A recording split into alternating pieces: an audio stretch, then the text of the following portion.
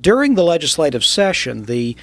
media establishment, the political establishment in Raleigh, which, let's face it, is liberal and Democratic and has been for a very long time, they were convinced that Beverly Perdue was emerging as some great political winner out of the session. And in the early part of the session, I do think she probably needed to pick some fights with the new Republican majority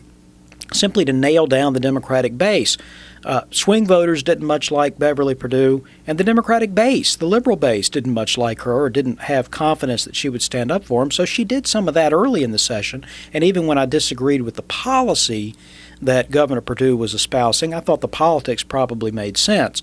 But when they got to the end of the session and the budget, I thought it was foolish for her to pick the final fight, have her veto overridden over what really emerges to be a very small difference between Perdue's budget and the budget that was finally enacted. Now,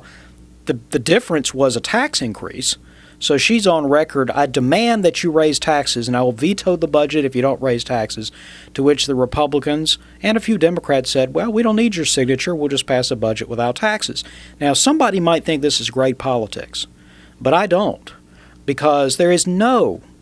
possibility that in September, when the school year starts back and the kids start going back to school and they go off to college and people interact with the Medicaid system and people watch the prison system, there's not going to be some mass hysteria. State government will operate pretty much as it has been operating for years, and it will look like nothing more than Governor Perdue trying to win something, trying to pick a fight for political reasons and losing. I don't think that's in her long-term interest as a politician.